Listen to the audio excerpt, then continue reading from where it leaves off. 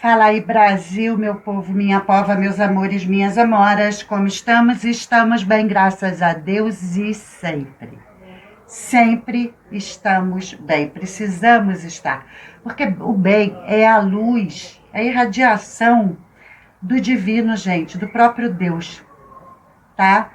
Então a gente precisa estar sempre bem.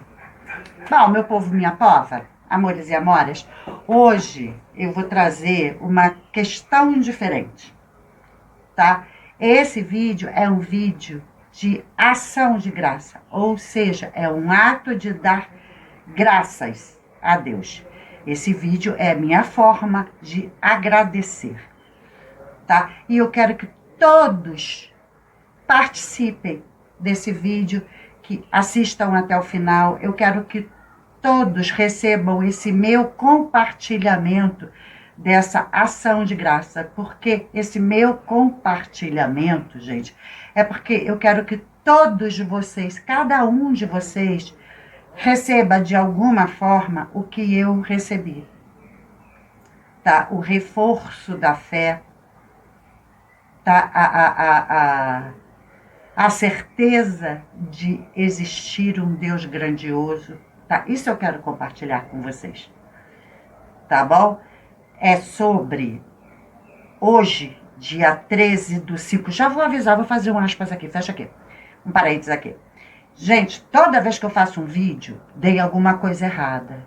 Aí não quer descer, acaba a internet na hora de eu jogar pro YouTube. O editor não quer editar. Sabe aquela coisa assim que parece que forças conspiram para não ir? Gente, pode bater tambor aí à vontade para não ir, porque vai. Vai porque eu sou pior do que vocês imaginam, gente. Eu fiquei 25 horas no último vídeo. 25 horas. Porque primeiro era o editor que parava, depois a internet que não vinha, eu não dormia. Eu falei, enquanto esse vídeo não entrar, eu não vou sair daqui. E vai acontecer de novo, de novo, de novo, porque vocês vêm e falam assim, não é mais quarta não, agora já é quinta. Vocês não sabem o que eu passo. E já comecei. Essa é a terceira tentativa dessa gravação, tá? Porque eu já gravei sem som, saiu sem som, depois de eu gravar tudo.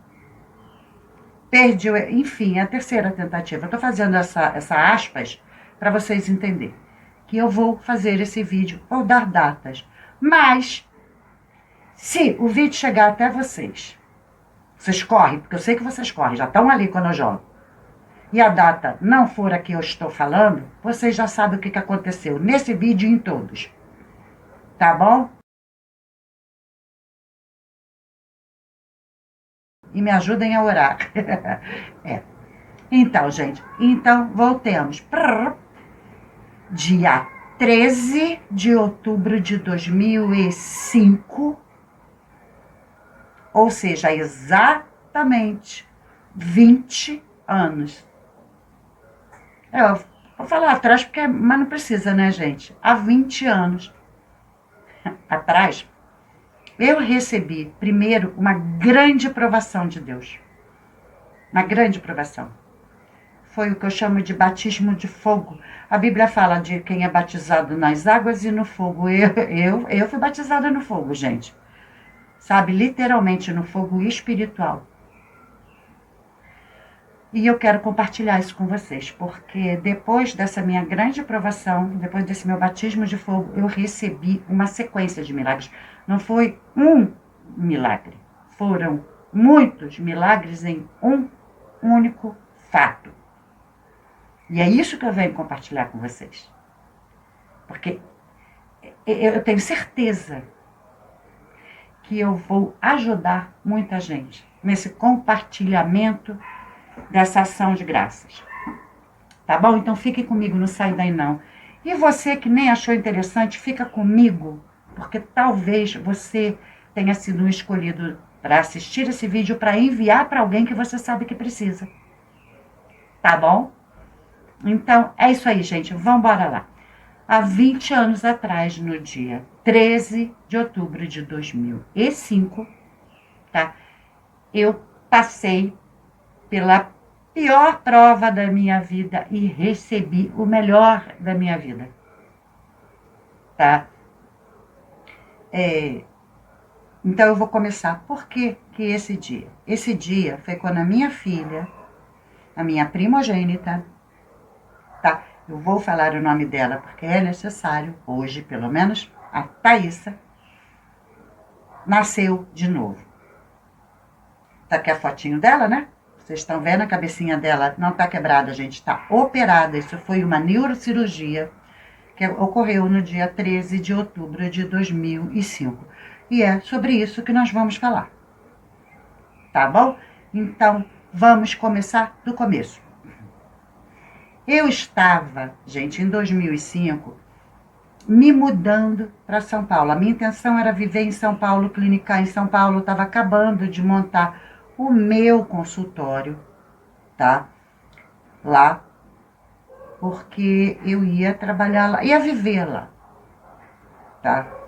Essa minha filha, eu tenho 3 filhos, vocês sabem, né? Essa é minha primogênita, na época estava com 21 anos, ela estava lá comigo no consultório, me ajudando nos detalhes, nos acabamentos e tal. E, de repente, eu não sei se vocês lembram, que naquela época tinha o Messenger e o Orkut. Não tinha Facebook, não tinha nada disso, era o Messenger e o Orkut. E os jovens não saíam desses lugares, principalmente do Messenger, né? E ela estava lá e, de repente, ela pelo Messenger, ela falando com os amiguinhos daqui do Rio, ia ter uma festinha, não sei aonde, de não sei quem, de não sei que lá. E ela falou, mãe, eu tenho que ir embora, porque eu quero ir, porque eu quero ir, porque eu quero ir. Porque ela ia continuar morando no Rio.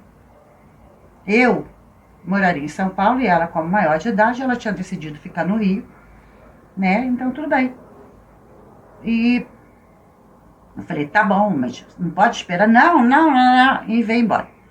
Então, essa foto, vocês estão vendo agora, é a última foto dela com saúde, sem nunca ter passado pelo que ela passou, nem imaginar o que iria passar daí por diante, tá?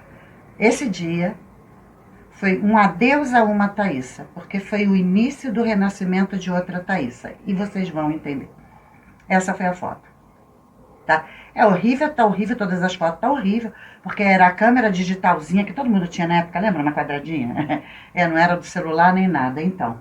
E era essa resolução e assim que foi. Mas é essa foto. Daí pra frente, tudo foi diferente. Bom, ela veio pro Rio. E eu não podia vir com ela porque eu estava terminando. Porque eu voltaria pro Rio para pegar minhas coisas e acabar de me mudar para lá. Então eu queria deixar tudo pronto. Então, ela veio na frente. Bom, eu terminei o que tinha para fazer lá e falei, agora eu vou embora. E fui para a rodoviária para pegar o ônibus, para vir para cá. E não tinha o que eu costumava pegar. Não tinha, que era bem mais rápido, tá? Só tinha via Mogi das Cruzes, que era mais demorado, passava por um lugar completamente diferente, mas era o que tinha e eu falei, é esse que eu vou, porque eu quero chegar em casa. Então, vindo por Mogi das Cruzes, o caminho é completamente outro, gente, completamente diferente, é um caminho que eu nunca tinha passado, né? E ia por umas montanhas, sabe? E assim, o dia estava lindo, estava maravilhoso, eu saí cedinho, então o céu estava lindo, o sol estava lindo, tudo lindo. Né? E assim, o ônibus estava relativamente vazio, quase não tinha ninguém naquele ônibus, porque era muito cedo. E, enfim, e eu tô ali olhando pela janela, vendo a paisagem, de repente eu senti nitidamente alguém sentando no meu lado. Sabe quando você sente aquele puff no banco do lado? Eu senti. E assim, eu pensei, eu não vou nem jogar, porque pelo periférico eu não tinha visto ninguém passar no corredor, nem para ir nem para voltar do banheiro. Então, para que eu vou olhar se eu sei que não tinha ninguém no corredor passando, não tinha nenhuma imagem, eu nem vi uma imagem de periférico, eu só senti um sentar do meu lado. Falei, então não vou nem olhar, né? Vou ficar aqui quieta na minha. Gente, porque eu tô falando de ação de graças, ou seja,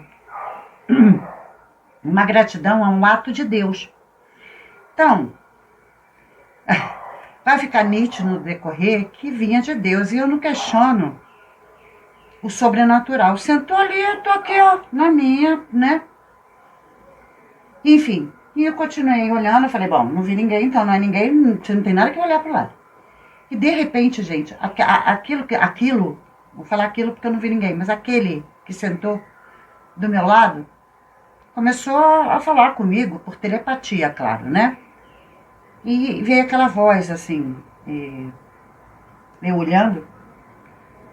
Se você consegue ver alguma coisa do homem olhando pela janela, algo que venha do homem.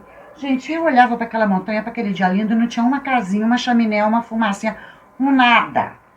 Um lenhador passando na estrada, não tinha nada, nada, nada. Que lembrasse o ser humano, o homem. E aí eu respondi sem virar. Falei, não, não consigo lembrar de nada. Não vejo nada de homem aqui. Casa, nada. Tudo bem. E aí veio a segunda pergunta. Você consegue pensar em algum problema do homem? Gente, dia lindo, paisagem linda, tá tudo bem, sabe, na minha vida. Eu tava feliz porque eu ia mudar de vida, eu ia me mudar, ia começar a trabalhar no meu novo consultório, enfim. Eu ia começar uma nova vida.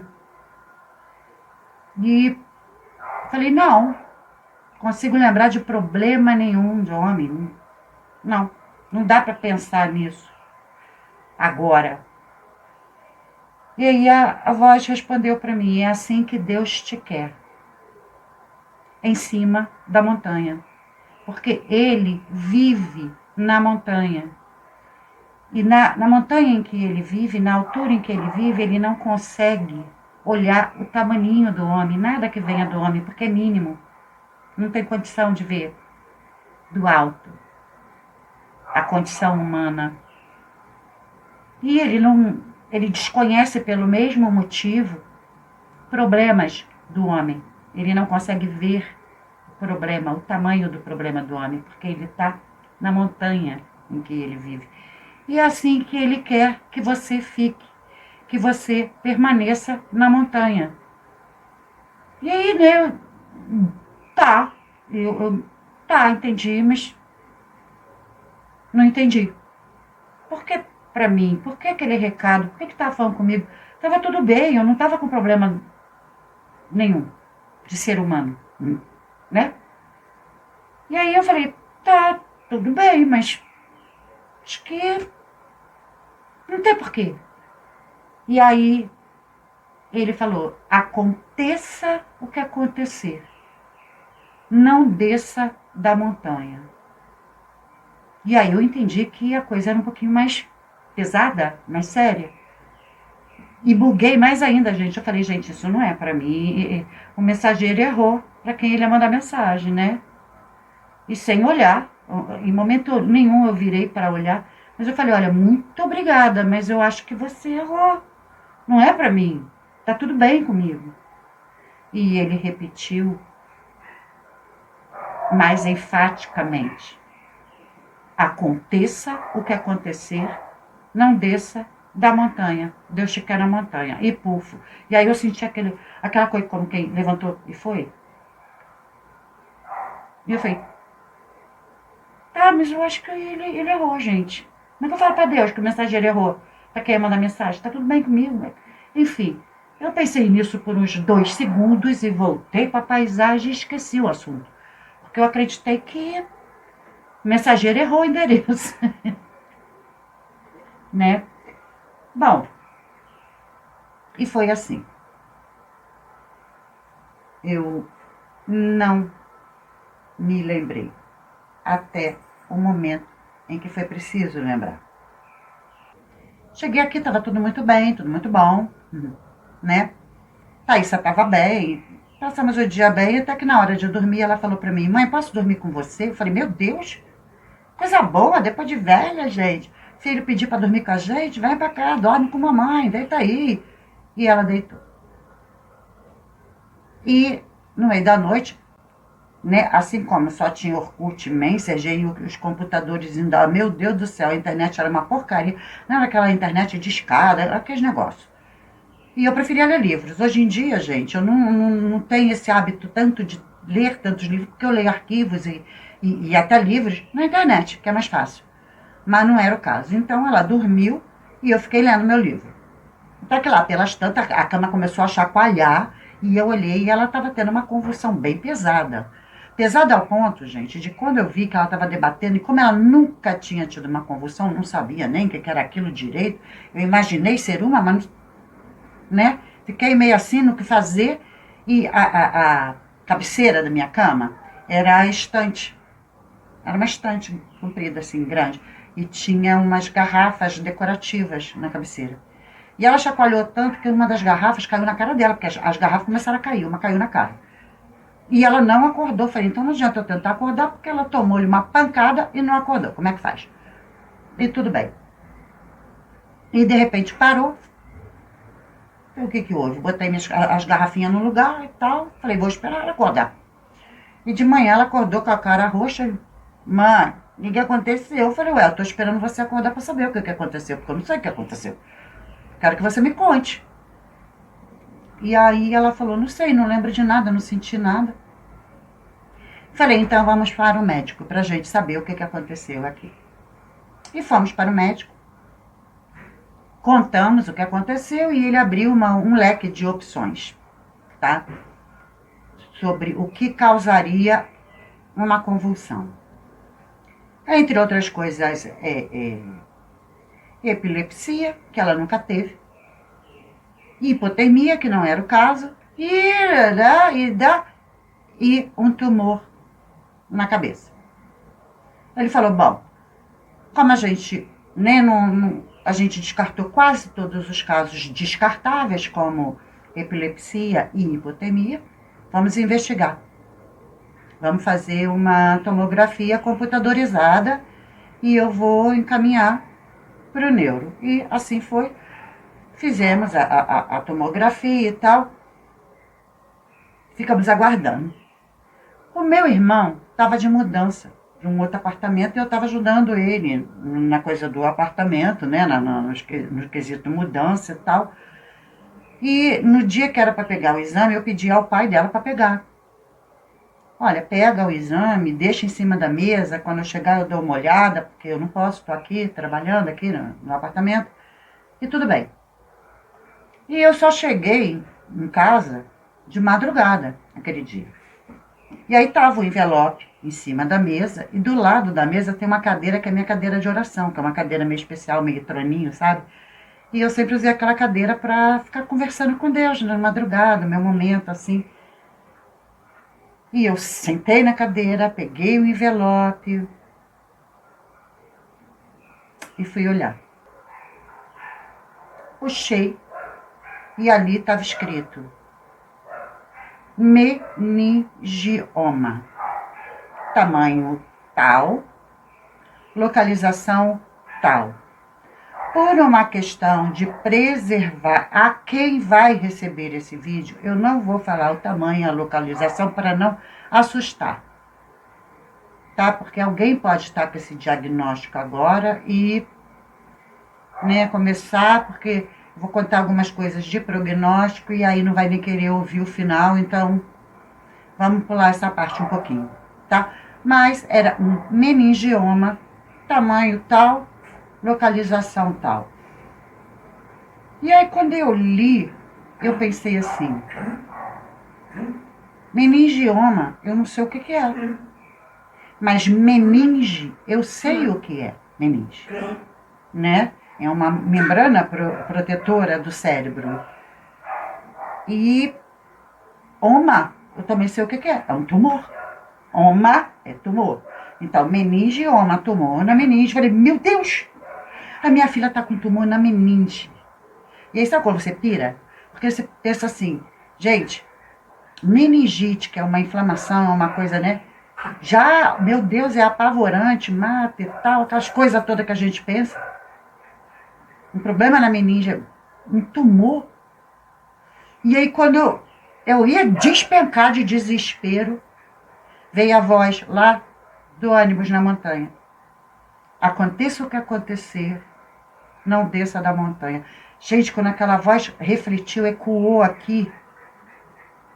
Falei, meu Deus, era comigo, muito obrigada. Senhor, vou ficar na montanha.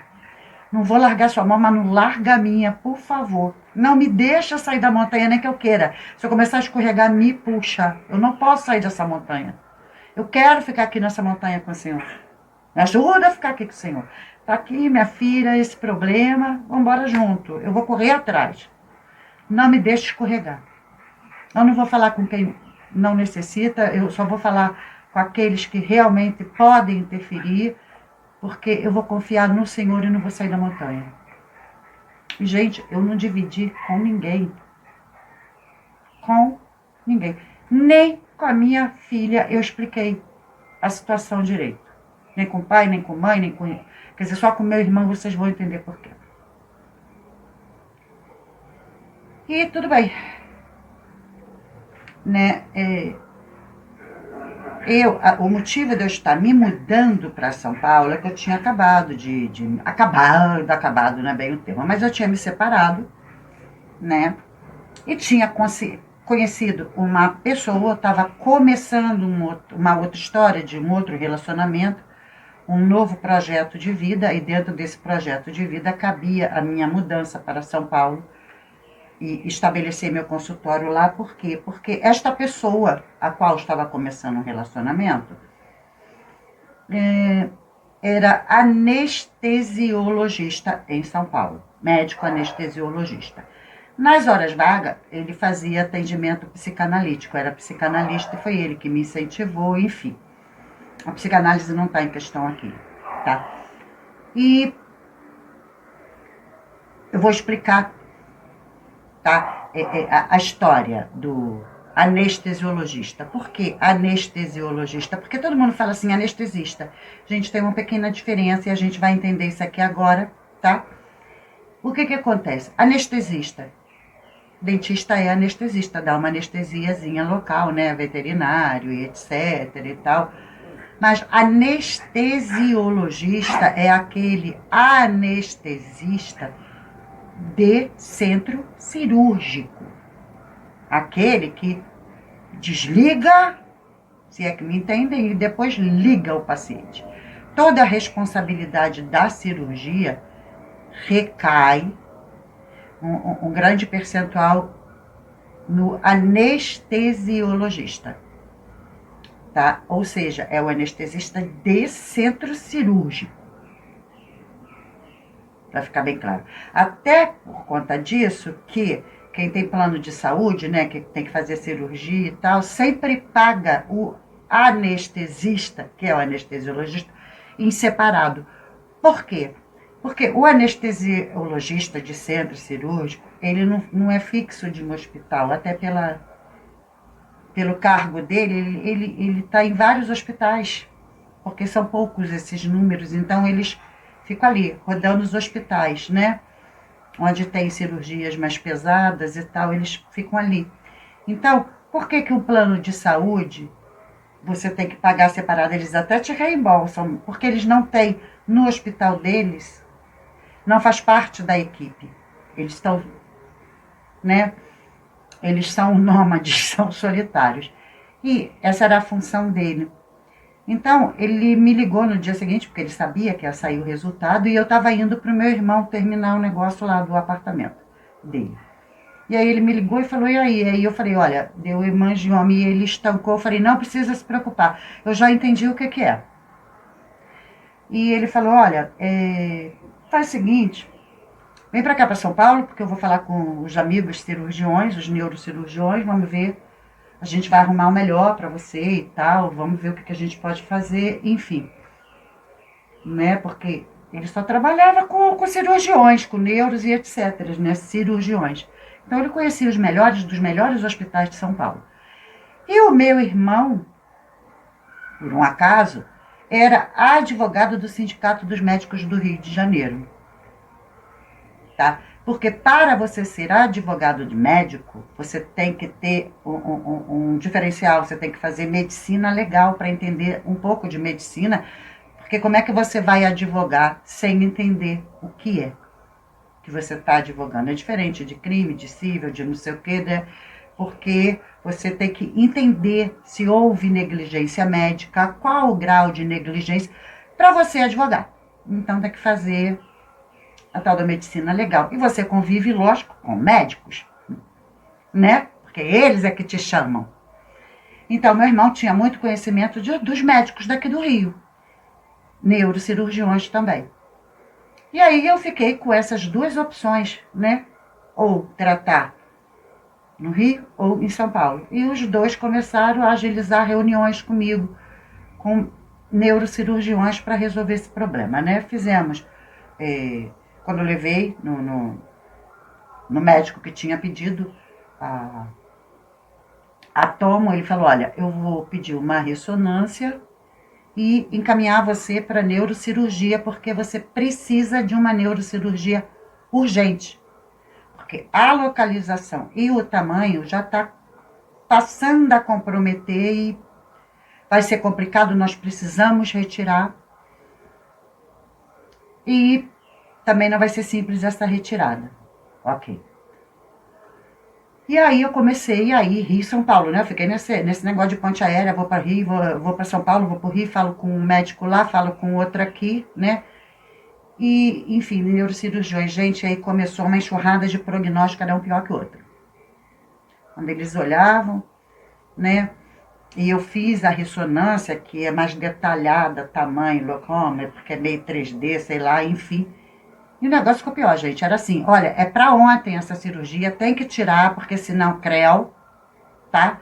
Mas tem sequelas. E aí vinha a lista de sequelas, não é uma sequela.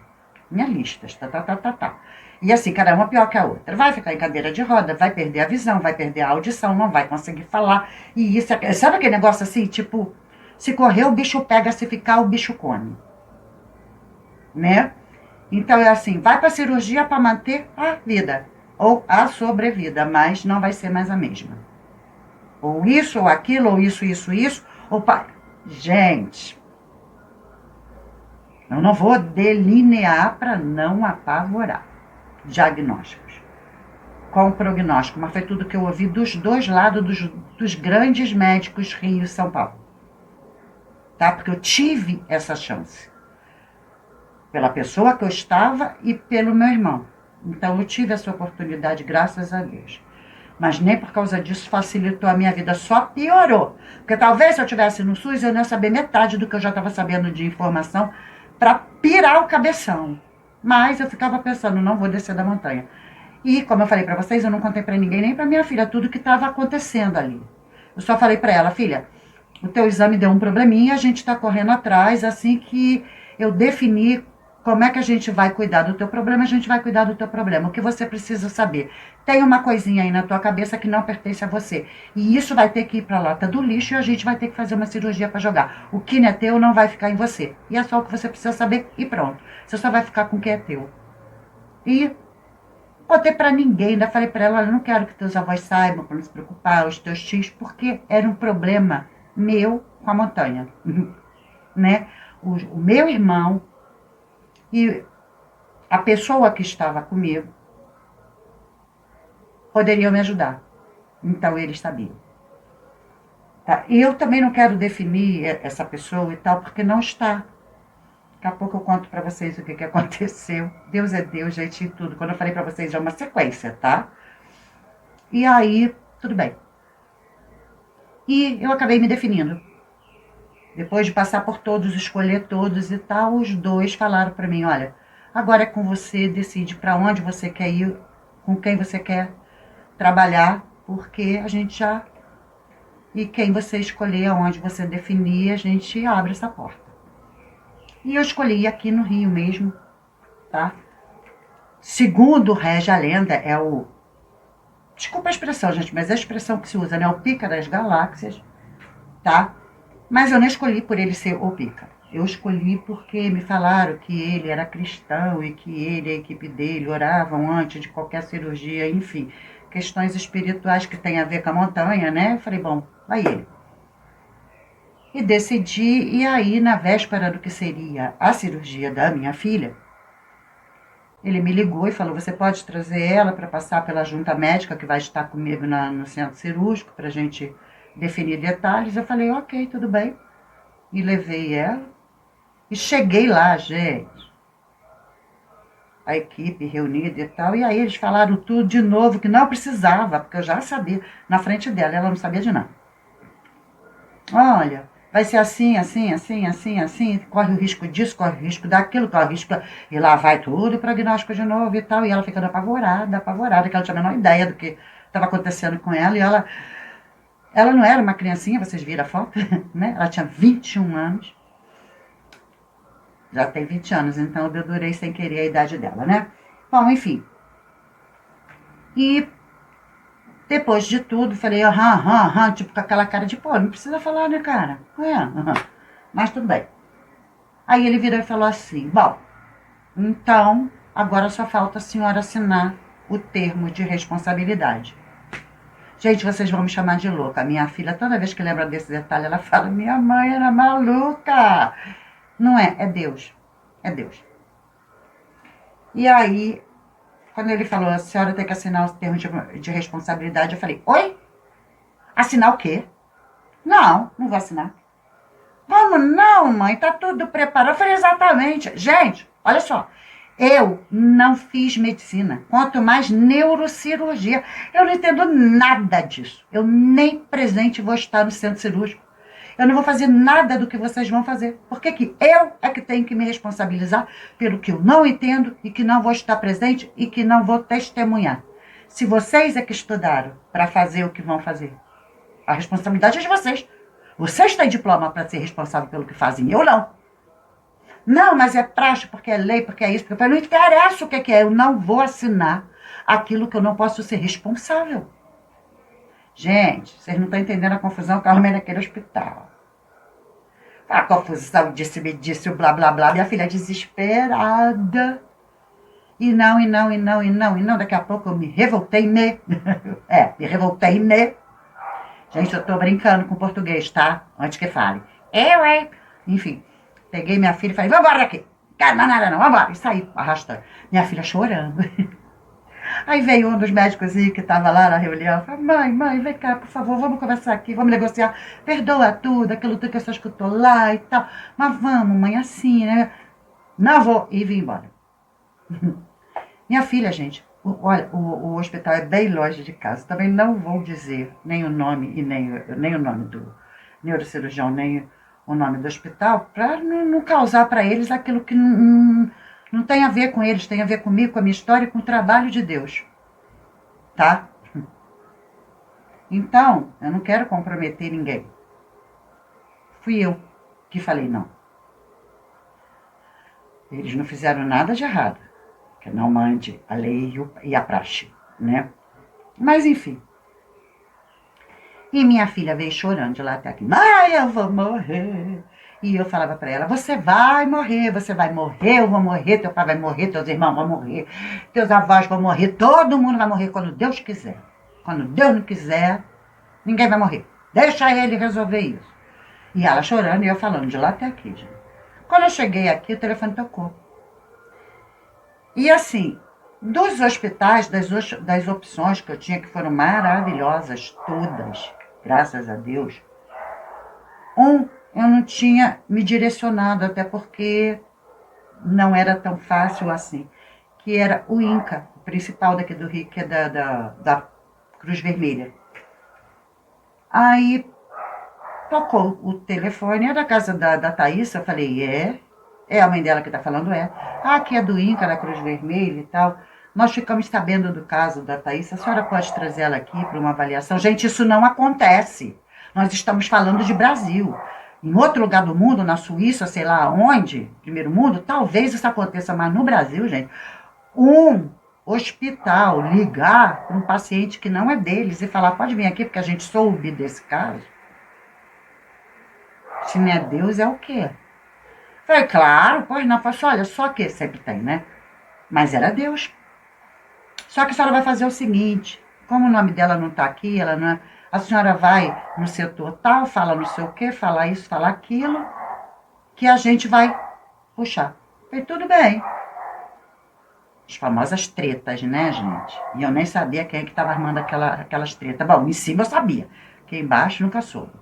Aí, cheguei lá, fiz o que fui para onde falaram e tal, ó, tal, daqui a pouco a senhora vai para o prédio principal, vai para para neurocirurgia que a senhora vai ser chamada lá. Falei, tudo bem. Chegamos na neurocirurgia, gente, tinha umas 200 pessoas. Assim, ó, cheio pra caramba. Falei, filha, a gente vai passar a vida aqui, né? Mas tudo bem. Quem tá na chuva é pra se molhar, sentamos e vamos esperar. Não demorou nada, nada, nada, nada. Aí veio um médicozinho assim, com a cara meio de bobinho, sabe? Assim, bobinho, gente, no bom sentido. É aquele assim, super. Sei nem o que eu tô fazendo aqui, porque os médicos têm aquela cara agitada, né? O menino chegou lá assim, ó. Aí chegou e fez assim: quem é Thaísa? Aí ela tá estranha, tinha acabado de sentar. Foi aqui, vem comigo. Pra mim, ele era um enfermeirinho, alguma coisa que foi chamado, tava fazendo parte da tretinha ali, né? Entramos num consultóriozinho, aí ele sentou e falou assim: Thaísa,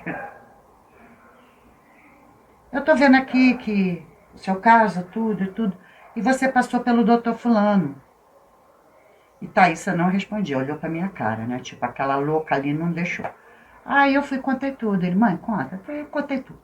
Foi isso, foi isso, foi isso. Contei os exames, contei todos os prognósticos, onde que eu tinha rodado, foi tudo que eu tô contando pra vocês, eu contei pra ele. Aí virei e falei assim, pois é, eu tava lá e o doutor mandou eu assinar, eu falei que não ia assinar, porque não sei o que, não ia, pronto. Aí ele olhou pra minha filha, mas assim, com aquela carinha, sabe?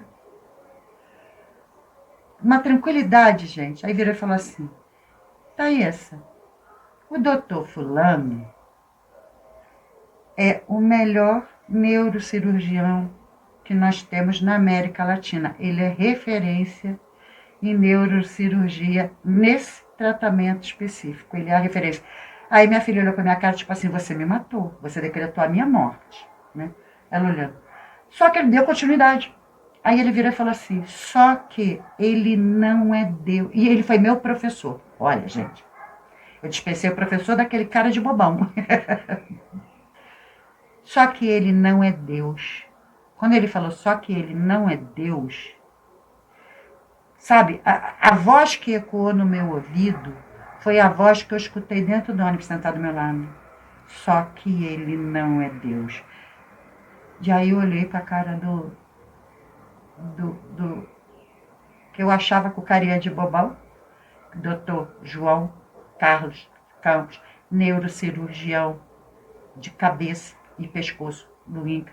Maravilhoso, gente. Aí, não, eu tô dando nome e referência porque esse merece, não tô comprometendo em nada. E ele também atua, no particular, no plano de saúde, então pode ajudar muita gente procurando ele, tá? E eu não sei 20 anos depois, né, gente? Mas ele tinha aquela carinha assim, sabe? Aí ele falou, se você... Olha, gente, se isso é coisa de médico. Não é, não é. Era Deus. Se você deixar eu ser o seu médico, eu vou te dizer uma coisa. Pausa aqui, antes do que ele vai dizer. Vocês já ouviram algum médico falar, se você deixar eu ser o teu médico? É Deus falando, se você deixar eu ser o teu médico, eu cuido de você. Prestem atenção nisso. E aí,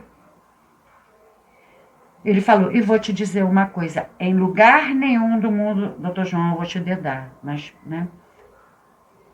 Essa cirurgia é feita sem uma UTI pré-disponível. Pois, o dia que eu marcar com você, eu te digo. Se a UTI não estiver disponível, eu te opero assim mesmo. Quem estava falando através do Dr. João? Porque, gente, eu não estou dizendo que o Dr. João é Deus, e nem que é um anjo. Mas ele foi escolhido de Deus para ser instrumento de Deus, e Deus não escolhe qualquer um. Então, esse homem, de alguma forma, sabe, ele tem uma conexão com Deus, que Deus falou, vou escolher esse meu filho aqui.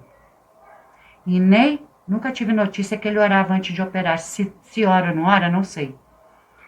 Eu não tinha essa referência de religiosidade ou religião dele. Mas Deus apontou ele, usou a boca e as mãos. O primeiro milagre foi daí. Foi ter colocado a minha filha em contato com ele, que não tinha a ver com meu irmão, não tinha a ver com a pessoa que eu estava me relacionando, não tinha a ver com ninguém. Foi do nada, foi de Deus, foi da montanha. As palavras que ele usou, veio direto, porque ninguém usa, nenhum médico. Então ali começou o primeiro milagre, o nosso acesso. Ok, e fechamos com ele, e aí, no dia 12 de outubro de 2005, feriado, Dia das Crianças, Dia da Padroeira do Brasil, nós fomos passar esse feriado na casa dos meus pais, né? E foi um amiguinho dela, passar lá. Eles eram amiguinhos. Já há bastante tempo, gente. Não era uma amizadezinha, não. Era muito tempo que eles eram amigos. Passou o dia com a gente. E deu carona pra gente voltar pra casa. De noite já. E quando parou aqui na porta de casa, o carro dele, puf. Acabou, e deu defeito, e não andava, não ligava, não fazia barulho, assim. Acabou pro mundo. O carro morreu. E aí eu falei assim pra ele. E por um acaso foi num domingo também. Como foi ontem. E aí eu falei pra ele assim, meu filho, faz o seguinte, dorme aqui em casa, entra, liga pros seus pais, avisa que você vai ficar aqui, que tá tudo bem, que deu problema no carro, pra não correr o risco de você ficar tentando ir tarde da noite, fica aqui, amanhã a gente resolve isso, tá? Liga pros teus pais e dorme aqui. E assim foi feito. Bom, e ele dormiu aqui. 6 e pouca da manhã, o telefone estava aos berros. E acordou nós três, né? Eu, ele, ela, veio todo mundo correndo pra sala pra atender o telefone. Todo mundo sem lavar rosto, sei lá, da saída da cama. E aí aquela voz fala assim, é da casa da Thaís? Eu falei, é da casa da mãe da Thaís? Quem tá falando é a mãe da Thaís? Eu falei, é. Cadê vocês que não estão aqui? Eu falei, aqui onde? Quem tá falando? Aqui é do INCA. A gente tá esperando vocês aqui pra cirurgia da Thaís. Eu falei, oi? A gente não tá sabendo, ninguém... Não, a gente ligou, a gente falou com a mãe da Thaís e tal, marcamos. Eu falei, não falaram nada, gente. Olha como é que o inimigo do andar de baixo é sujo e quer atrapalhar a gente ficar na montanha. Até hoje eu não entendi essa parte. Mas o INCA ligou para alguém que confirmou tudo como sendo eu e que seria minha filha e nunca ligou pra gente. Mas deu tudo certo porque Deus é maior. Olha, segundo milagre. E eu repetindo, né, falando, não foi aqui, a gente não, ninguém ligou, e eles assim, ó, né.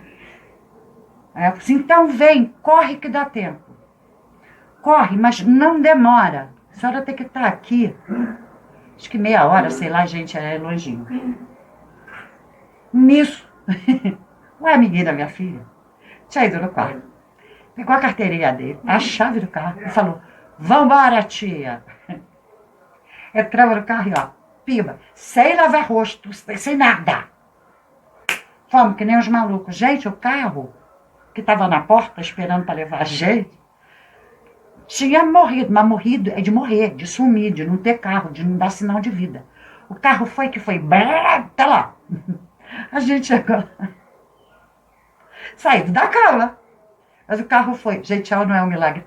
Deus botar o carro aqui parado, quietinho. Um menino que disposto a pilotar que nem um doido, entendeu? E chegamos lá. Aí chegamos na portaria, tá, não, corre que eles estão esperando. Aí virou para o amiguinho dela, né, e falou assim, ele não pode não, só a senhora que é mãe.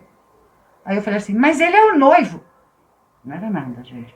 Mas é assim, não sei o que passou pela minha cabeça tão rápido, de pensar que desaforo, o menino saiu da cama, veio trazer a gente, vai ficar do lado de fora? Não, né? Falei, mas ele é o noivo. Ela, é o noivo. Porque eu sei que tem coisas sérias, assim, casos considerados graves, a pessoa que é realmente importante para o paciente e tal. Eu sei dessas coisas, né? Aí ela ligou. Quem tá aqui com ela, além da mãe, é o noivo. Ah, não, então pode subir. Lá fomos nós dois com ela, né? Gente, saí da cama. Foi ou não foi um milagre? Tudo bem, dane-se, a gente de bafo, todo mundo descabelado. Enfim, mas a gente chegou lá. Segundo milagre, né? Deus. Aí, arrumaram ela, plantaram ela, não sei o quê. E o doutor João virou para mim e falou assim, mãe, de 10 a 12 horas de cirurgia, tá ok? E o amiguinho, né, escutando, que era o noivo. Tá ok. E aí, eu vi o carrinho entrar pra porta lá que levava pro centro cirúrgico com ela. E aí, aqui, eu falei com Deus. Falei, Deus, o Senhor me deu, o Senhor me levou, bendito seja o nome do Senhor.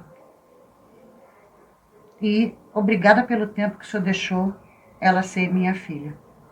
Me deixou ser mãe dela, agora está na sua mão. Eu estou entregando a minha filha na sua mão. É sua, faça o que o Senhor achar que deve. E muito obrigada por ter me concedido a honra de ter me dado essa filha. Eu estou te devolvendo. O amiguinho não ouviu, o doutor não ouviu e assim foi. E ela entrou no centro cirúrgico. O amiguinho falou assim pra mim, deu um tempinho, né? Porque ele tava muito nervoso, todo se esfregando. Acho que nem ele tinha percebido que a gente não tinha nem lavado o rosto, não tinha ido no banheiro, nem coisa nenhuma. Aí ele ficou um tempo ali comigo, um silêncio, né? Aí daqui a pouco ele falou assim, tia, eu vou em casa, mas eu volto, tá? É porque vai demorar muito, então dá tempo de eu ir em casa, conversar com meus pais, tomar um banho, comer alguma coisa, trocar de roupa, porque a gente não tinha feito nada. Tá, mas eu vou voltar para ficar aqui com a senhora. Eu falei, tudo bem, meu filho, se não precisar voltar também, não tem problema não, muito obrigada e tal. Não, eu vou voltar. E voltou com a mochilinha, gente, uma mochilinha, algum tempo depois, né? Lógico, não foi assim, também era longe. Mas voltou com a mochilinha. Então, e essa mochilinha tem a sua razão de ser, né? Ele chegou lá de mochilinha e tal, tudo bem.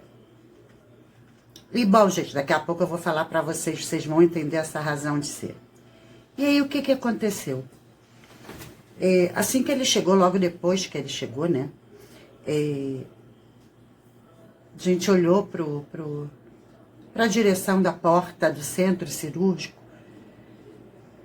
e o doutor João estava saindo. Aí não tem aquelas coisas, daquelas latonas lá que eles vão tirando, toca e tal, e jogando naquelas latas. E ele, o amiguinho ficou, vai lá tia, o que tá acontecendo? Vai lá. Eu falei, calma, deixa que ele vai vir aqui. Gente, eu tava, né, com aquela, na minha cabeça, aquela coisa de não sair da montanha. E eu tinha entregue a minha filha. Então, eu não podia entrar em desespero, né? Eu tinha entregue a minha filha para ela entrar naquele centro cirúrgico. E aí, eu falei, calma, ele vai vir aqui. Porque assim, tem na nossa visão, né, lá tem um vidro, uma porta de vidro, e um corredor e o centro cirúrgico, lá no fundo, né. Só que do centro cirúrgico para cá, tem uma entrada, né, que vem por um corredor que a gente não vê o corredor, para eles saírem para chegar até onde nós estamos. E foi isso, e eu esperei que ele entrasse ali da porta do centro cirúrgico, né, ele sinalizou, sabe, aquele sinal de que vinha aqui, e o amiguinho nervoso, né, vai lá, tia, vai lá, calma, ele tá vindo, e aquela coisa, a Ruth não desce da montanha, tudo bem, e o que acontece? Ele veio, e eu fiquei olhando para onde que ele ia sair no corredor, né, e me distraí, ali olhando ele, e ele veio e falou, olha mãe, a cirurgia foi um sucesso, acabou, tá tudo bem, estão preparando ela para levar ela para enfermaria e tal. No que ele tá tentando conversar comigo, que eu olho, um amiguinho tinha invadido por essa entrada aqui, né, que dá direta, e eu olhei para a porta do centro cirúrgico e estava saindo. Ele empurrando a maca, né, da minha filha. E, assim, é uma coisa que só eu entendo o que aconteceu dentro de mim e com Deus, né? Porque por mais que eu tente explicar, eles não vão entender nunca, ninguém vai entender nunca o que eu senti de verdade, o que eu sinto até hoje, né? Porque como eu falei para vocês, eu entreguei a minha filha na mão de Deus, agradeci o tempo que fui mãe dela. Então eu entreguei uma filha na entrada daquele centro cirúrgico, na porta daquele centro cirúrgico. A minha filha foi entregue a Deus por mim. E na hora da devolução que ela saiu, saíram dois. Saiu ela e o amiguinho que né? Que agora eu vou começar a dar o nome, porque a partir daquele momento ele não era mais o amiguinho dela, ele era um filho meu. Eu entreguei uma filha e recebi 2 de volta. 2. É essa a tradução de você ver entrar um e ver sair 2, sabe? Deus me deu mais um filho. E vocês não têm noção da dimensão do que eu tô falando isso, do que eu sinto com isso. Da verdade disso. Tá? Dele ter me dado mais um filho naquele momento. E foi o que aconteceu de verdade, porque a partir daquele momento, e com a sequência daquele momento, ele veio se tornar o meu genro. Só que eu não me sinto uma sogra dele. E eu sei que ele não se sente um genro meu, ele se sente meu filho, e ele é o meu filho. Tá? Eu ganhei um filho naquele momento. Tá? E vocês vão entender isso melhor. Bom, e aí ele veio, né? Aquele a qual eu ia viver em São Paulo, né? Como foi tudo muito corrido, lembra? Que o telefone tocou e falou, eu tô esperando vocês aqui porque o inimigo é sujo, né? Ele armou um engano para que a minha filha não estivesse naquele centro cirúrgico, e conseguimos fazer isso tudo, só que a gente saiu, né? E ele, como anestesiologista, já estava tudo combinado que ele iria participar da cirurgia, até para me dar detalhes mais profundos depois, né? Só que como foi tudo de repente, só avisei para ele quando eu cheguei no hospital e ele estava numa cirurgia. Ele falou, olha, agora não vai dar para eu ir, porque eu tenho que fechar uma cirurgia aqui e depois eu vou. Mas como eram de 10 a 12 horas, daria tempo dele chegar e acompanhar a cirurgia no meio do caminho, né? Só que não foi isso que aconteceu. Porque logo depois, né? Acabou a cirurgia, né? Depois que o amiguinho chegou e ele trouxe, eu ganhei mais um filho. E aí ele me ligou. E falou, olha, tô pousando aqui no Rio, daqui a pouco eu tô aí. E eu falei pra ele, olha, a cirurgia já acabou, deu tudo bem. E nesse momento, ele achou que eu tava em algum surto, alguma espécie de choque, que tinha dado alguma complicação na cirurgia, né?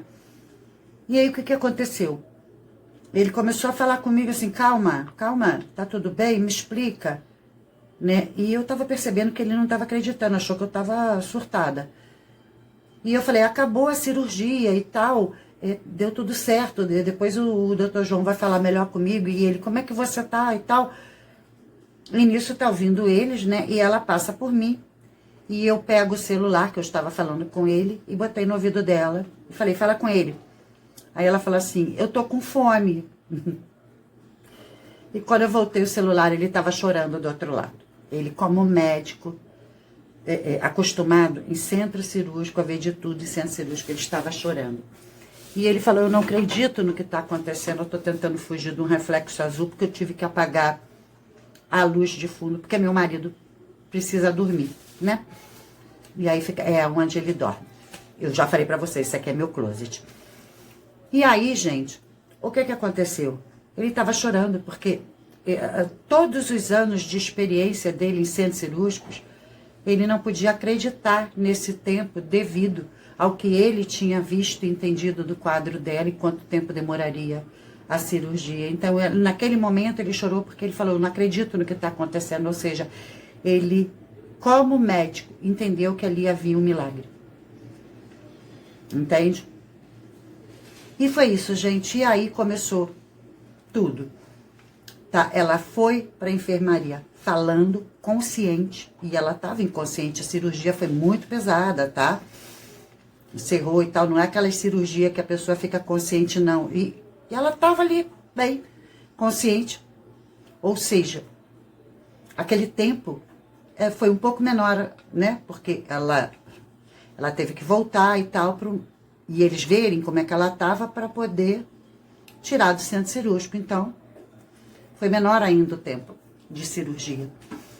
Bom, mas enfim, ela foi para a enfermaria, tá? E a expectativa segundo o doutor João, que ela ficaria de 10 a 15 dias internada.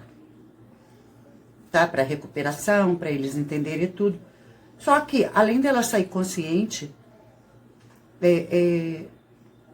ela saiu em plena atividade, como se não tivesse passado por uma cirurgia. Ela quis ir no banheiro e falaram, não, você tá com dreno. E ela tira o dreno, eu quero... E ela foi no banheiro sem dreno, ela não usou dreno. Hora nenhuma, né? O da cabeça também foi retirado, porque não precisava, não foi necessário, estava tudo bem, não saiu nada. E ela usou o banheiro normalmente, tomou o banho normalmente, mais tarde, né? E se alimentava normalmente. Ou seja, tá, tava tudo bem demais. Ela não precisou de assistência maior ali, de enfermagem, nada. É lógico, ela precisava para vir dar os remédios, para ajeitar ela na cama para ela comer e tal. Mas estava tudo muito bem, tá? Banheiro normal, banho normal, alimentação. Conclusão. No terceiro dia ela teve alta. O que seria? Seria a primeira alta, né? Porque nessas situações de tumor e tratamento são várias altas, então essa seria a alta cirúrgica dela, da cirurgia, que deveria durar de 10 a 15 dias de internação. Houve no terceiro dia a alta, né? E aí o que acontece? O meu irmão, é o padrinho dela, que ela chama de padrinho, ela tem um respeito danado, né? Quando soube que ela estava de alta, foi lá no hospital, até para buscar a gente também e tal, e falou assim para ela, olha, você vai para minha casa e vai ficar na minha casa. Você não vai voltar para sua casa porque você não vai receber seus amigos, você não vai receber as visitas dos seus amigos para ficar de bagunça na sua casa. Então, na minha casa não vai ninguém. Eu não quero ninguém na minha casa para você se recuperar bem. Então, você vai ficar lá até que você se recupere. Bom, conclusão. Aí, o amiguinho, que é Felipe Pitt, para os íntimos, Pitt, é o apelido dele, arregalou um olho, tipo assim, tô fora, e ele tava ali o tempo todo, gente. E aí o meu irmão olhou para ele e falou assim, você vai com a gente, você pode ficar, você é o único.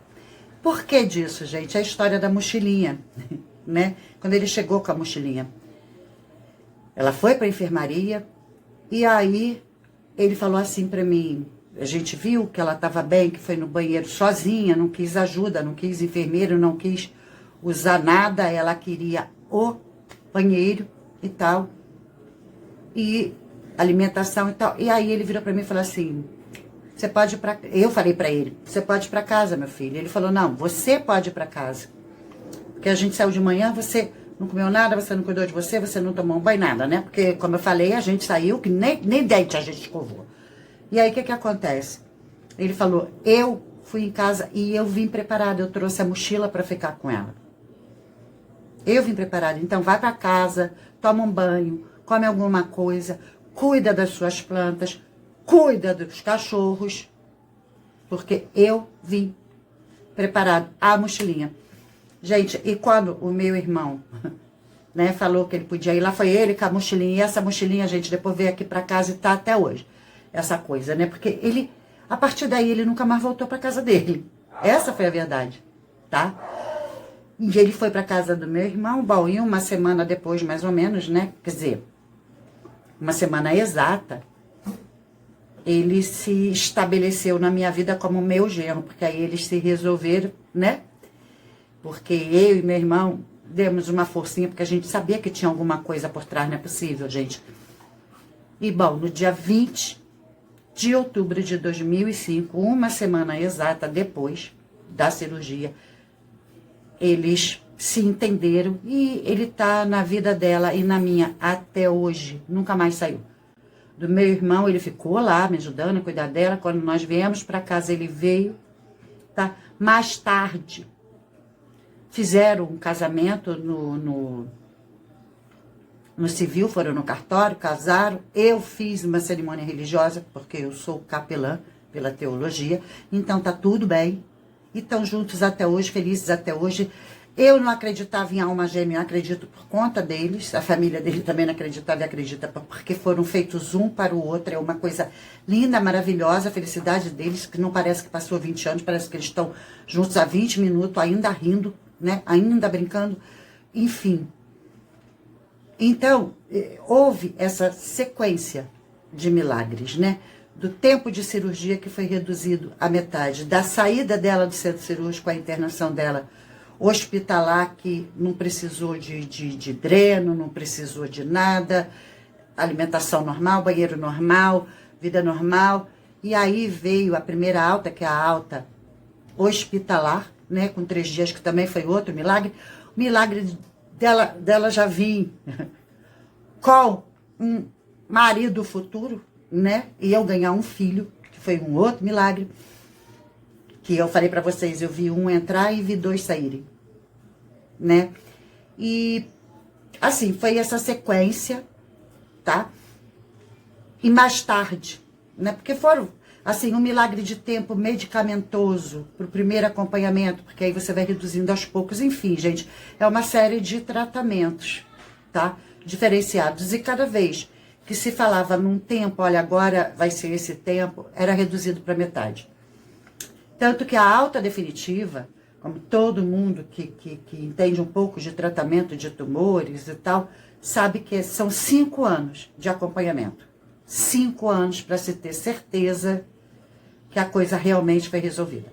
No caso dela não foi diferente.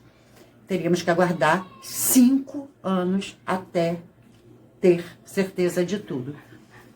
Só que com 2 anos, ela, no consultório do Dr. João, ele falou, eu nunca mais quero olhar para sua cara, você nunca mais vai pisar aqui, você está de alta definitiva, porque você não tem mais nada. E passaram-se 20 anos e realmente, né? Ou seja, menos da metade do tempo e ela estava com uma alta definitiva. É um outro milagre, gente, tá? Pelas condições dela. Depois disso, é que ela veio a fazer faculdade, a se formar, a se especializar e fazer algumas especializações na carreira dela, tá? Que é fisioterapeuta.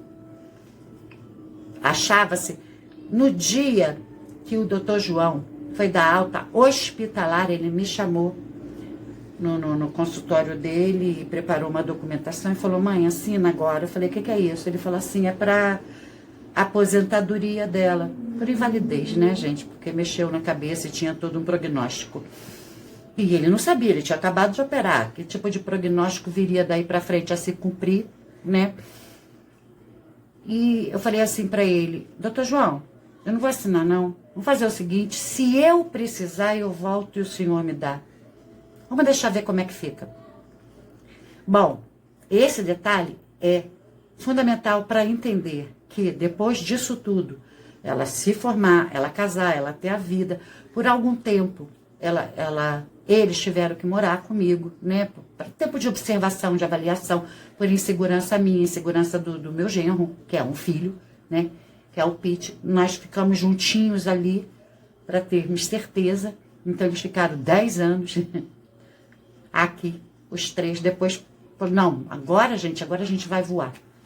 Né? Até para que nesse tempo todo ela tivesse condição de se formar, depois fazer as especializações, né, que ela quis fazer e se solidificar para poder eles comprarem a casa deles, graças a Deus, e viver a vida, tá? Até isso foi um milagre também, né? Tudo muito rápido, gente, porque a gente fala, nossa, 10 anos não, foi 10 anos de recuperação, de formação e depois de outras novas formações por especializações e a compra do futuro, né? Para nunca mais pensar em aluguel. Quer dizer, tudo isso, gente, foi assim, tudo a partir daquele dia da rodoviária, que aquela ali foi e voltou outra, né? As fotinhos dela, lá no começo, né, eu mostrei para vocês no hospital, porque a gente fez algumas fotos até para mostrar para familiares e amigos que estava tudo bem com ela, porque nós evitamos visitas. Evitamos. O meu irmão teve uma excelente ideia de não deixar os amigos visitarem no princípio, até que ela tivesse condições, tá? De começar a voltar para a normalidade de vida com os amigos. Nós precisávamos observar as reações delas, emocionais, físicas, cognitivas, tudo. Então ela precisava daquele momento de solidão para ser bem observada. Ela não se sentiu sozinha, né? E o Pete estava lá. Enfim, gente, o Dr. João, eu já falei para vocês, né? Foi maravilhoso. E ele foi maravilhoso até na questão cirúrgica, tá? Porque ele não raspou a cabeça dela. E ele falou para mim, eu não quis raspar, eu quis preservar a dignidade dela, porque ela era jovem, ela era bonita e muito, assim, ativa, muito lúcida para, sabe, passar por aquilo de ficar sem cabelo e tal. E, gente, ele prendeu os cabelos dela, sei lá, tipo chuca, não sei o que ele fez no centro cirúrgico, que ele abriu a cabeça dela, né, e foi,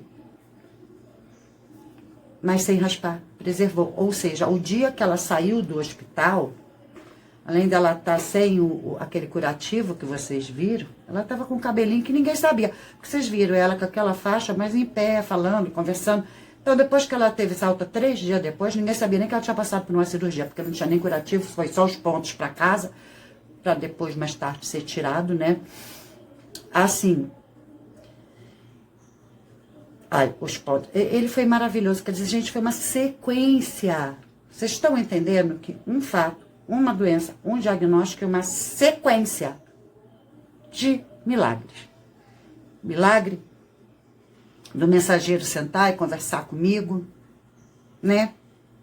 E me explicar como Deus me queria. Foi um milagre, tá? Um milagre do próprio Dr. João e do Inca ter entrado na história da maneira como foi, porque eram os únicos que não tinha passado por avaliação, nem minha, nem do meu irmão, nem da pessoa que estava comigo, eu já vou falar dela melhor. E, enfim, né, foi um milagre ter acontecido. A maneira como o Dr. João se colocou, se instrumentalizou na mão de Deus, foi um milagre, né? O tempo da cirurgia, a maneira, o corte que ele, preservando, vocês não percebem que falta de nem um fio de cabelo ali naquela cabeça, tá? E foi bem, além do furo aqui do dreno, foi toda, passou serra, tirou, a gente não pode dar muito detalhe aqui, né? Mas assim, tirou a calota craniana para poder, enfim, e tá tudo bem, né? Faz parte, é assim mesmo, mas assim, o tempo que teve no hospital, a maneira como ela se comportou, se conduziu no hospital sem necessidade de maiores atenções, né? A alta normal, a alimentação normal e tal. Ela ficou com a cara de bolacha, né? Muito engraçado, porque o rosto dela sempre foi mais fino. E assim, ela ficou com aquela cara de bolacha redonda por conta da medicação com cortisona, no princípio, mas logo depois voltou ao normal, porque logo depois ela teve alta de cortisona e corticoides e etc, né? Que é o que eu falei, foi tudo muito rápido, de altas, né? Alta medicamentosa, enfim. Foi tudo, gente, foi uma sequência de milagres, tá? Esse meu companheiro, que eu estava pronta, que se não acontecesse aquela convulsão na semana seguinte, eu já estaria morando em São Paulo, vivendo em São Paulo com uma nova história. Por quê? Porque eu e o pai das crianças, o pai dela, né, nós tínhamos nos separado até há pouco tempo. Mas, gente, não foi uma separação traumática, foi tudo muito bem. Eu vou até explicar para vocês por que aconteceu essa separação, mas sem julgamentos, tá? O pai das crianças sempre foi uma pessoa maravilhosa, o meu marido da época. Muito bom amigo, trabalhador, praticamente sem defeito, mas ninguém nasce sem defeito. Eu vou contar para vocês o defeito que me fez separar, tá? Mas, assim, eu me separei do marido e não do pai dos meus filhos. Nós sempre fomos muito unidos como pai e mãe. e permanecemos até o último dia de vida dele, tá? Apesar de separado, nós permanecemos amigos, permanecemos unidos. Ele conhecia e era amigo desse que eu iria viver em São Paulo, desse anestesiologista, tá? Mas por que então? Bom, as crianças cresceram, e quando eu vi, e eu sempre falava para ele, as crianças estão crescendo, eu vou esperar as crianças crescerem. Quando as crianças cresceram, reunimos a família toda, eu chamei todo mundo, sentamos os 5, e eu falei, bom, agora está todo mundo grande, todo mundo entende, todo mundo viu tudo que nós passamos aqui. Vocês cansaram de presenciar e até me trazer notícias das aventuras de papai, porque papai, para não ser perfeito, era um piranho galinha que, né, encheu a minha cabeça de chifre mais do que galho lá do Amazonas, entendeu? Oh, meu Deus do céu, oh, bicho mulherengo danado. E as crianças viam, as crianças não falam. Bom, né, mas assim, isso para qualquer esposa não é legal, é adultério. Mas para uma amiga, nada demais, não tem nada com isso. Então, nós nos reunimos da família e falamos, olha, a partir de agora os dois têm direito de ser felizes. Papai do jeito que quiser e mamãe também vai se dar uma chance. E foi assim. Então ficou tudo bem, a família permaneceu unida. Separou-se a esposa traída do marido traidor. Pronto. Amigos estavam ali, pai e mãe nunca se separaram, né? E bom, e aí eu fui tentar uma segunda chance de vida com esse anestesiologista de São Paulo. Mas, gente, até ele, pode parecer arrogância, prepotência, quem sou eu, né?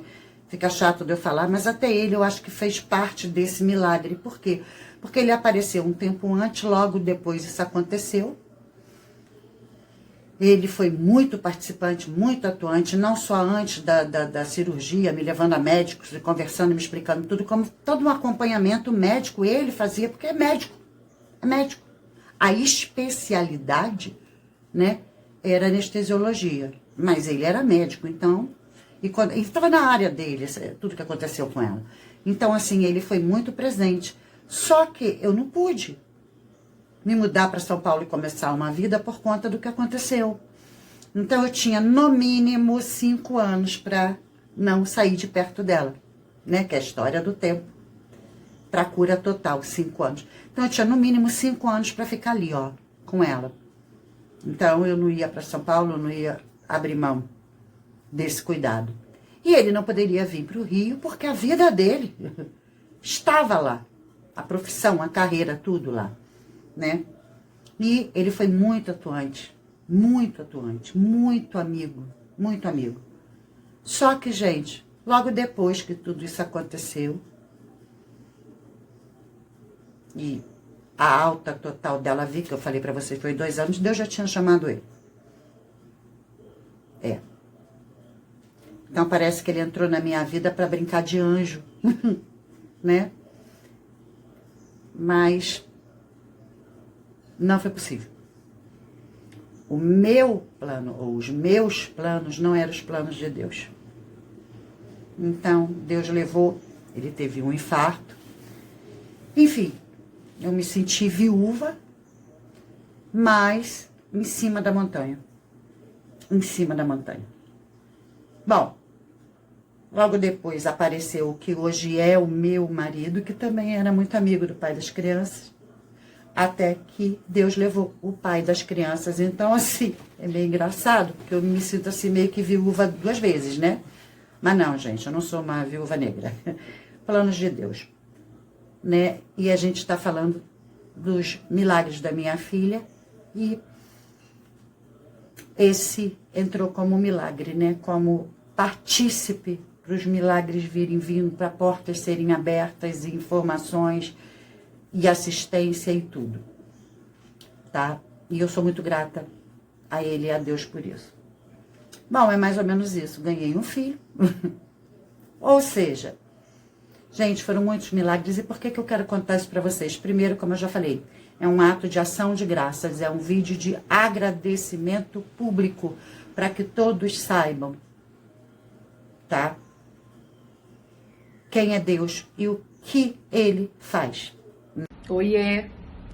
Queria dividir um pouquinho com vocês a alegria do dia de hoje. O dia 13 de outubro é o meu segundo aniversário.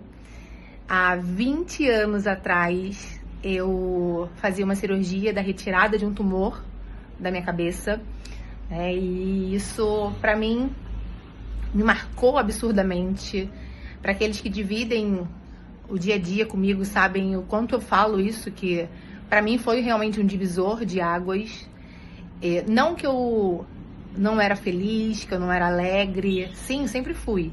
Sempre fui meio doidinha, mas enxergar realmente a oportunidade. Todas as vezes que eu me pego triste, questionando várias coisas, eu volto nesse momento e entendo que eu tive uma oportunidade, que eu tenho a oportunidade de fazer as boas escolhas que eu realmente quero deixar de legado. Então, eu tracei objetivos de vida a partir daquele momento, eu corri atrás dos meus objetivos muito mais, com muito mais força, com garra a partir daquele momento. Eu decidi que eu queria curtir esse mundão e tudo aquilo que pudesse aparecer para mim de oportunidade, de alegria, de comemoração, com entusiasmo. Então, não que eu não fosse feliz, não que eu não fosse alegre, eu sempre fui, graças a Deus. Mas realmente tem um peso, né? Foi um divisor para mim, assim, é um marco em relação a eu olhar o mundo de uma maneira, de uma perspectiva que eu poderia ter acontecido muitas coisas, assim como eu ouvir muitas coisas de médicos, enfim. Mas graças a Deus a oportunidade é só de agradecer. E eu acho que eu agradeço muito a Deus todas as vezes que eu realmente desfruto a vida que Ele me permite viver. Que eu desfruto, que eu vou desbravar novos lugares, todas as vezes que eu tenho a oportunidade de estar com pessoas, de estar no coletivo, e eu amo essa conexão, e isso se potencializou muito mais após realmente essa cirurgia. Então, é muito bom estar aqui, podendo agradecer, podendo comemorar esse dia. E aí tem uma coincidência muito maravilhosa que anos depois, também hoje é o dia do fisioterapeuta, que é a profissão que eu escolhi logo depois, realmente, de tudo isso que aconteceu na minha vida. Eu decidi realmente cuidar de pessoas, assim como eu fui cuidada, e é muito gratificante, é muito, muito, muito, mas eu queria então compartilhar isso com vocês. E é isso. 20 aninhos de uma cabeça nova, nem tão nova, mas também não tão velha. Com certeza com os parafusos a menos, mas com uma gratidão e uma vontade de continuar vivendo tudo que eu tenho para viver, explorar tudo que eu tenho para explorar, e tendo certeza absoluta que Deus está comigo. Então, eu tenho certeza absoluta que Ele me ama, que Ele cuida de mim, e é isso. Parabéns pra mim!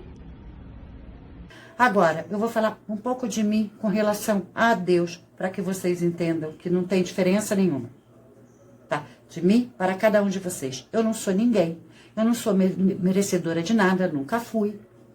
Nunca fui. Eu falo para vocês aqui, não me chamem de doutora, não me chamem de senhora, eu sou assim, sabe, toda errada. Gente, que vida toda errada, olha só, gente, separada de marido, casado depois, tudo errado, gente. Eu não sou exemplo para ninguém. E nunca fui. Nunca fui. E com todos os meus defeitos, foi que Deus veio fazer esse milagre na minha vida. Não é pelos meus belos olhos e não é por meu mérito. Foi por amor dele. E como é que é esse amor, gente? Vamos lembrar, Deus não vê o tamanho do homem e nem os problemas do homem. Ele está acima disso. Essa é a grande mensagem. Ele não vê o homem. Ele não vê quem é você da maneira como você se vê. Ele está muito acima.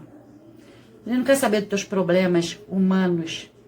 Quem é você como humaninho, ser humaninho, como diz o meu filho genro, o Pete. Tá? Ele não vê o ser humaninho.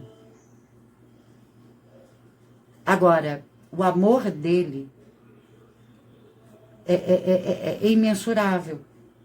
Independente Se você acha que merece, que não merece, que presta, que não presta. E é assim, além do que eu recebi a mensagem na montanha, que ele não vê o nosso tamanho, não vê quem a gente é, não vê os nossos problemas, eu queria que vocês entendessem que isso não tem nada a ver com religião. O quem é Deus e como ele funciona com o ser humano é mais ou menos assim. Hoje em dia, é até, sei lá, quase que fora da lei você falar que é dono de um cachorro, de um gato, de um animal. Não. Primeiro que não é mais animal, é pet, os animais domésticos. Você tem pet, você não tem bicho, você não tem animal, você tem um pet. Né? E segundo, que você não é dono. No mínimo, quando eles querem falar outras palavras, é tutor. Mas você é mãe de pet, pai de pet. Né? Assim, eu tenho meu au-au, sou mãe de pet. Amo, amo, amo. Gente, eu amo? Lógico que eu amo. Eu mostrei vídeo pra vocês, né? Mas é um pet. É um pet. É doméstico, vive comigo na minha casa, cuidado por mim, eu tenho todo amor para dar. Mas não é filho, é criatura. É uma das minhas criaturas, meus pets. Assim é com Deus. Nós, para ele ama muito. Nós somos domésticos, mas somos criaturas. Criaturas. Ele é o criador. Ele criou criaturas. Entende? Não filhos. Ele não gerou filhos, a não ser Jesus, porque biblicamente Jesus é conhecido como unigênito de Deus, único gerado de Deus. Então Jesus é filho, nós somos criaturas.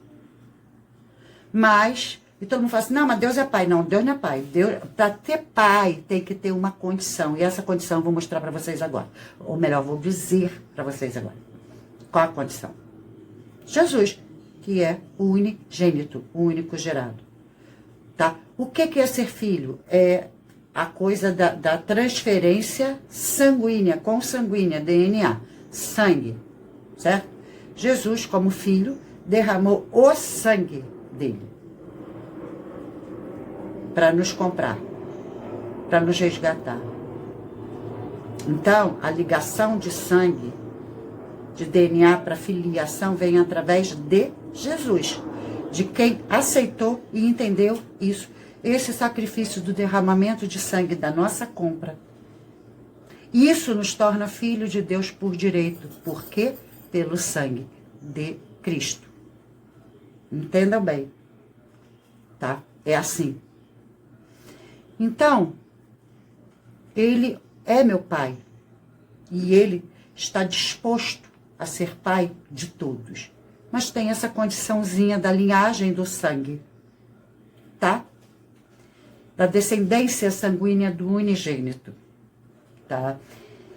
E, gente, a última coisa, a mensagem que eu quero deixar para vocês. Quando Thaísa ia fazer 15 anos, ela falou assim, mãe, eu quero um versículo para botar no meu convite.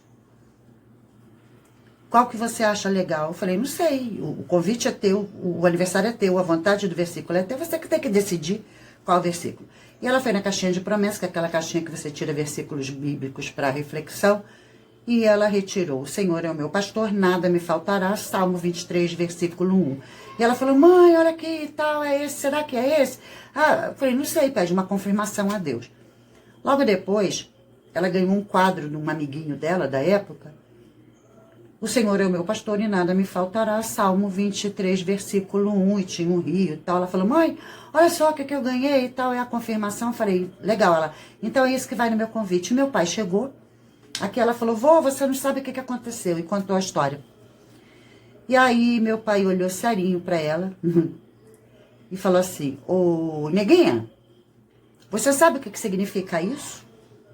Aí ela ficou meio espantada e falou assim, não, ele é meu pastor. O nada te faltará? Aí ela, que nada vai me faltar. Ele, pois é, você entende esse nada? Não vai te faltar problema, não vai te faltar aborrecimento, não vai te faltar doença, não vai te faltar preocupação, não vai te faltar dificuldade, não vai faltar nada. A diferença é que ele é teu pastor. Entenderam? Não é que ele vai nos poupar. Ele não nos poupa. Mas ele cuida de quem ele é pastor. Ele pastoreia. E foi o que aconteceu comigo e com ela. Não faltou, gente. Não faltou. Não faltou sustos, medos, preocupações, angústias. Não faltaram. Mas o pastor estava ali cuidando de tudo. E é assim que ele age. Então, gente, eu vou deixar para vocês uma reflexão bíblica também, que também é um salmo. Tá? Entrega o teu caminho ao Senhor. Confia nele. E o mais ele fará. É isso. Entrega o caminho e não desça da montanha. Deixa que ele resolva, mas com fé. Com força. E é para qualquer um. Não é para privilegiado. Eu nunca fui uma privilegiada. Eu sou uma porcariazinha de Nhanhuma City. Nhanhuma City é como a gente chama aqui no nosso bairro, Igaúba. Horrível e tal. Não sou nada. Não gosto de títulos. Não gosto de dizer o que eu tenho, o que eu deixo de ter. Não interessa, porque eu sou ninguém. Quem é tudo na minha vida é o meu Senhor. Senhor Jesus. Jesus. Porque Deus é criador e se torna Pai através de Jesus. Então, o Senhor que pagou o nosso direito de filiação é Jesus. Tá bom? Confia nele, gente. Entrega o caminho para ele. Não precisa ser ninguém. Só precisa confiar. Essa é a mensagem da minha ação de graça, de Thaísa, tá? Mostrei o videozinho dela no final, né? É isso, gente. Recado dado. Confia. Você tem alguém passando por algum tipo de dificuldade, de problema? Entrega essa mensagem. Tá bom? Compartilha e confia. Beijo no coração de cada um de vocês. Fiquem com Deus. Até a próxima. Fui.